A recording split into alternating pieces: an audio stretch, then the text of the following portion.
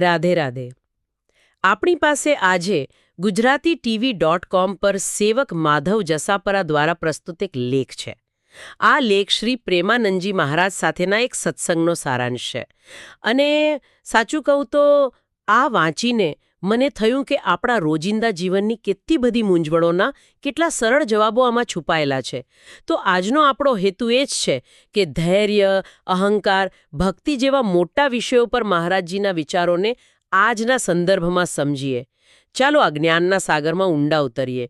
તો જે પહેલો જ પ્રશ્ન લેવાયો છે એ કદાચ આપણા બધાના મનનો પ્રશ્ન છે. આપણે બધા જીવનમાં ધૈર્ય અને સંતોષ મેળવવા માંગીએ છીએ, પણ એ કેવી રીતે કેળવાય? અને એનાથી પણ મોટો પડકાર આપણો જે હું છે, આપણો અહંકાર, જે દરેક સારા કામમાં આડો આવે છે, એને ઓળખીને દૂર કેવી રીતે કરવો? આ પ્રશ્નોના જવાબમાં જ મહારાજજીની વિશેષતા દેખાય છે. ખબર છે, તેઓ ધૈર્યની કોઈ આમ ફિલોસોફિકલ વ્યાખ્યા નથી આપતા. તેઓ વાતને સીધી શરીર પર લઈ આવે છે. તેમનું કહેવું છે કે સાચું ધૈર્ય એ છે જે બે ઇન્દ્રિયો પર કાબૂ રાખે. એક જનેન્દ્રિય એટલે કે જાતીય વૃત્તિ, અને બીજી રસેન્દ્રિય એટલે કે જીભનો સ્વાદ. જેની પાસે ભોગવિલાસના બધા સાધનો હોય પણ એમાં ફસાય નહીં, એ જ સાચો ધૈર્યવાન. આ માટે તેઓ એક સુંદર પંક્તિ પણ ટાંકે છે: કાચ વાંચ મન નિશ્ચલ રાખે, ધન ધન જનની તેરી રહે. મતલબ કે જે લંગોટીનો, વાણીનો અને મનનો પાકો છે, એ જ સાચો વીર છે. એટલે આજના જમાનામાં જ્યાં આપણને સતત લલચાવવામાં આવે છે, સોશિયલ મીડિયા, ઓનલાઈન કન્ટેન્ટ, તો આ રસનેન્દ્રિય પરનો કંટ્રોલ એટલે ખાલી ભોજન નહીં, પણ આપણે શું જોઈએ છે, શું સાંભળીએ છે, એના પર પણ નિયંત્રણ, એવું કહી શકાય. આ તો બહુ જ મોટી વાત છે. બિલકુલ, બિલકુલ. આજના યુગમાં તો રસનેન્દ્રિયોનો અર્થ ખૂબ વ્યાપક છે. હવે વાત કરીએ અહંકારની. તેના માટે મહારાજજી નમન ભક્તિ પર ભાર મૂકે છે. ઉપાય સાંભળવામાં ખૂબ સરળ છે. પોતાને તણખલાથી પણ નીચું સમજવું અને નાનામાં નાના જીવમાં પણ ભગવાનનું સ્વરૂપ જોવું. જ્યારે તમે દરેકને પ્રભુનું સ્વરૂપ માનીને નમન કરશો તો અહંકાર કોની સામે ટકશે? અને તેને ઓળખવાની એક સરસ ચાવી પણ આપી છે. જ્યારે પણ તમને બીજામાં દોષ અને પોતાનામાં ગુણ દેખાવા લાગે ત્યારે સમજી લેવાનું કે અહંકારનું ભૂત માથા પર ચડી રહ્યું છે. પણ અહીંયા એક વ્યવહારુ પ્રશ્ન થાય છે. પોતાને તણખલાથી પણ નીચું સમજવું, એ વાત આજના સ્પર્ધાત્મક યુગમાં કેવી રીતે લાગુ કરવી? શું આનો અર્થ એ કે કોઈ આપણી સાથે અન્યાય કરે તો પણ આપણે ચૂપચાપ સહન કરવું? આ નમ્રતા અને આત્મસન્માન વચ્ચેની રેખા ખૂબ સારો પ્રશ્ન છે. અહીં નીચું સમજવું એટલે મનથી નિર્માની થવું, બહારથી નબળા બનવું નહીં. એનો અર્થ એ નથી કે અન્યાય સહન કરવો. અર્થ એ છે કે સફળતાનો શ્રેય જાતે ન લેવો અને નિષ્ફળતામાં બીજાને દોષ ન આપવો. આ એક આંતરિક અવસ્થા છે. તમે તમારા હક માટે લડી શકો છો, પણ એ લડાઈમાં પણ સામેવાળા પ્રત્યે દ્વેષભાવ ન હોય. બરાબર. એટલે કે દૃષ્ટિકોણ બદલવાની વાત છે. હવે સાધનાના માર્ગ પર આગળ વધીએ તો ઘણા સાધકોના મનમાં એક દ્વિધા હોય છે કે ગુરુ અને પોતાના ઇષ્ટદેવ, આ બંને વચ્ચે એકતાનો ભાવ કેવી રીતે જાળવી રાખવો? મહારાજજી આનો પણ ખૂબ જ સીધો અને અનુભવજન્ય ઉપાય બતાવે છે. તેઓ કહે છે કે આ કોઈ બૌદ્ધિક કસરત નથી. આનો જવાબ ફક્ત અને ફક્ત નિષ્કામ ભજનમાં છે. જ્યારે સાધક ગુરુ દ્વારા આપેલા નામ કે મંત્રનો સતત જાપ કરે છે ત્યારે તેનું હૃદય ધીમે ધીમે શુદ્ધ થાય છે. અને શુદ્ધ થયેલા હૃદયમાં જ ગુરુ અને ઇષ્ટ અલગ નથી પણ એક જ છે એવો અનુભવ આપોઆપ થાય છે. એટલે આ કોઈ સમજવાનો વિષય નથી, પણ અનુભવવાનો છે. જેમ કોઈ સ્વિમિંગ વિશે ગમે તેટલું વાંચી લે પણ પાણીમાં પડ્યા વગર તરતા ન આવડે, એના જેવી વાત થઈ આ તો. બિલકુલ, બિલકુલ એ જ વાત છે. આ ચર્ચામાં આગળ એક સિદ્ધ મહાપુરુષ રોટીરામ મહારાજજીનો ઉલ્લેખ આવે છે. તેમની એક ઉક્તિ મને ખૂબ સ્પર્શી ગઈ. યાદ હૈ આબાદ હૈ, ભૂલ ગયા બરબાદ હૈ. ખૂબ જ સરળ શબ્દોમાં કેટલી મોટી વાત. હા, અર્થ તો સ્પષ્ટ છે કે જે ભગવાનનું સ્મરણ કરે છે તે આબાદ છે અને જે ભૂલી જાય છે તે બરબાદ. પણ લેખમાં તેમના જીવનની જે અંતિમ ઘટનાનો ઉલ્લેખ છે તે ખરેખર હચમચાવી નાખે તેવી છે. મહારાજજી જણાવે છે કે રોટીરામ બાબા એક પહોંચેલા સંત હતા. તેમને પોતાના શિષ્યોને આગલા દિવસે જ કહી દીધું હતું કે હવે મારો દેહ છોડવાનો સમય આવી ગયો છે. એક મિનિટ, શું થયું? મતલબ તેમણે પોતે જ ભવિષ્યવાણી કરી દીધી? પછી શું થયું? હા, તેમણે પોતે જ જણાવી દીધું. અને બીજા દિવસે સવારે જ્યારે શિષ્યો તેમના સ્થાને ગયા તો તેમનું શરીર ગળું કપાયેલી હાલતમાં પડ્યું હતું. શું એક સિદ્ધ મહાપુરુષ અને તેમનું ગળું કપાયેલી હાલતમાં મળ્યું? આ વાત તો હજમ નથી થતી. સ્ત્રોતમાં આની પાછળનું કોઈ કારણ જણાવ્યું છે? કોઈ લૂંટ કે દુશ્મની? ના, એ જ તો આશ્ચર્યની વાત છે. સ્ત્રોત મુજબ તેઓ અત્યંત અકિંચન હતા, એટલે કે ખૂબ જ ગરીબ. એમની પાસે કશું જ નહોતું કે કોઈ લૂંટી જાય, એટલે લૂંટનો તો કોઈ સવાલ જ નથી. પણ આ ઘટનાની જે અસર તેમના એક ગુરુભાઈ સિસોલરના બાબા પર થઈ તે એનાથી પણ વધારે આશ્ચર્યજનક છે.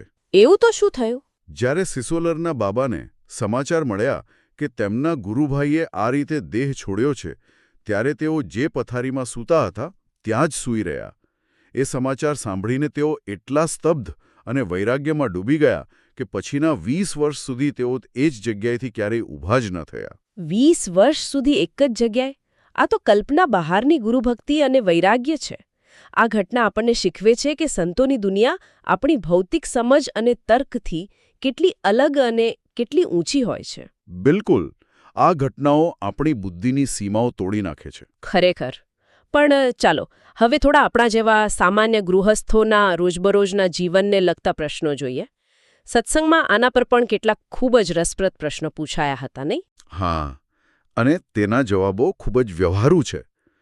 જેમ કે એક પ્રશ્ન હતો કે જ્યારે આપણે સ્વાદિષ્ટ ભોજન ખાઈએ કે મધુર સંગીત સાંભળીએ તો એનો આનંદ કોને મળે છે, શરીરને કે મનને? આ રસપ્રદ પ્રશ્ન છે. શું જવાબ આપ્યો મહારાજજીએ? તેમણે ખૂબ ભારપૂર્વક 3 વાર પુનરાવર્તન કરીને કહ્યું, મનને, મનને, મનને. તેઓ સમજાવે છે કે શબ્દ, સ્પર્શ, રૂપ, રસ અને ગંધ આ 5 વિષયો છે અને છઠ્ઠું છે આપણું મન. આ 6 ભેગા મળીને આપણને સંસારમાં બાંધે છે. પણ તેમણે તેનો ઉપાય પણ બતાવ્યો. જો આ બધી વસ્તુઓ પહેલાં ભગવાનને અર્પણ કરીને પછી પ્રસાદ તરીકે ગ્રહણ કરવામાં આવે તો તે ભક્તિમાં વધારો કરે છે. પણ જો માત્ર પોતાના ભોગ માટે, તો તે માયાની જાળને વધુ મજબૂત બનાવે છે. વાહ! એટલે કે ભોગની વસ્તુ ખરાબ નથી, પણ ભોગવવાની દૃષ્ટિ ખરાબ છે. જો દૃષ્ટિ બદલીને તેને પ્રસાદ બનાવી દેવામાં આવે તો એ જ વસ્તુ આધ્યાત્મિક ઉન્નતિનું કારણ બની શકે છે. તમે બરાબર સમજ્યા. આ સાથે તેઓ સાત્વિક ભોજન અને બ્રહ્મચર્યના બળ પર પણ ખૂબ ભાર મૂકે છે. એક બીજી દ્વિધા જે ઘણા લોકો અનુભવતા હોય છે, ભગવત કૃપા અને ભજન, આ બેમાંથી શું શ્રેષ્ઠ છે? મહારાજજી સ્પષ્ટ કરે છે કે આ બંને અલગ છે જ નહીં, એકબીજાના પૂરક છે. ભગવાનની કૃપા વગર ભજન કરવાની ઈચ્છા જ નથી થતી. કોઈ સંતનો સંગ મળવો કે નામ જાપ કરવાની પ્રેરણા થવી, એ બધું ઈશ્વરની કૃપાનું જ ફળ છે.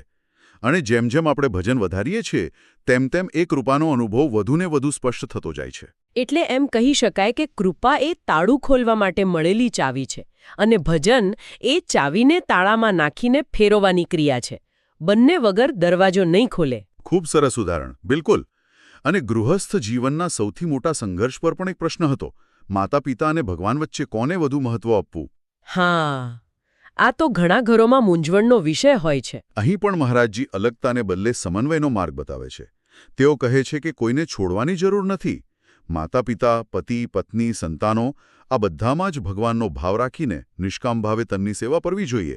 જો દરેક સંબંધમાં પરમાત્માના દર્શન કરીને સેવા કરવામાં આવે તો ગૃહસ્થ જીવનમાં રહીને પણ પરમાત્માને પામી શકાય છે. આ તો ગૃહસ્થો માટે ખૂબ જ આમ ક્રાંતિકારી વિચાર છે.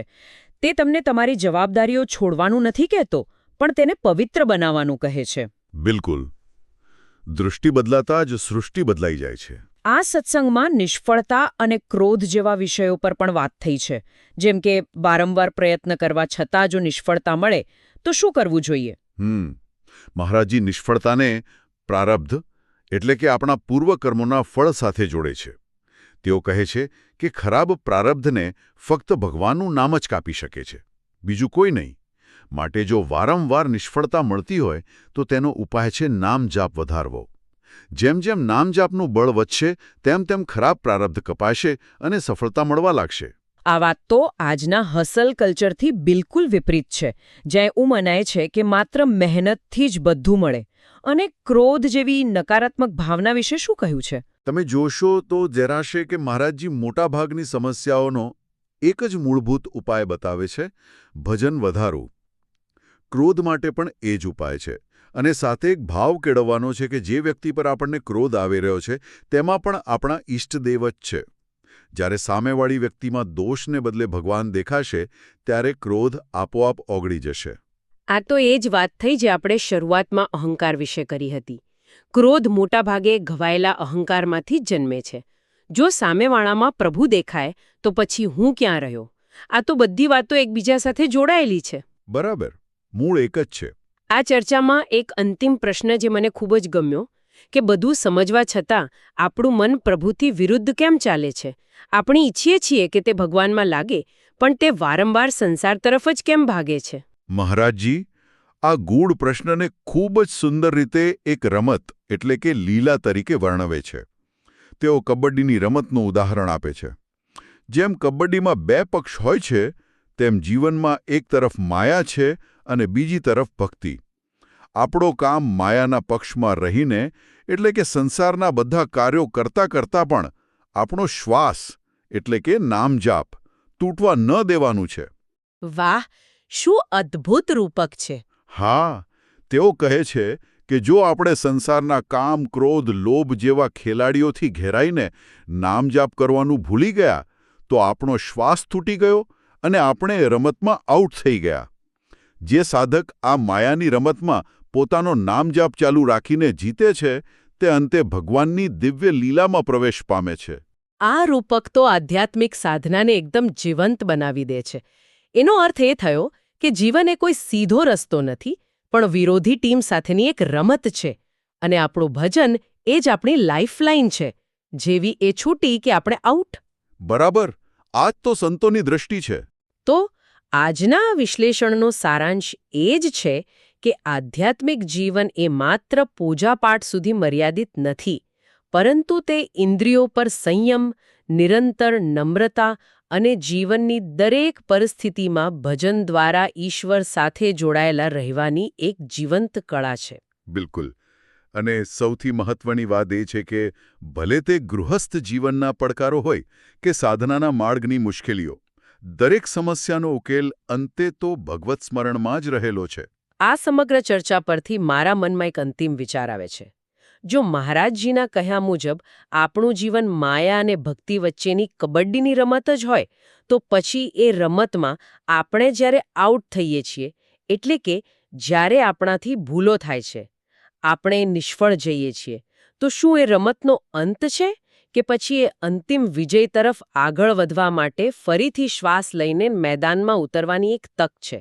રાધે રાધે. આ વાર્તાલાપ સેવક માધવ જસાપરા દ્વારા gujarati.tv.com પર પ્રસ્તુત કરવામાં આવ્યો છે.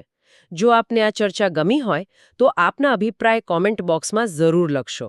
અમારી ચેનલને લાઇક કરો, મિત્રો સાથે શેર કરો અને સબસ્ક્રાઇબ કરવાનું ચૂકશો નહીં. રાધે રાધે.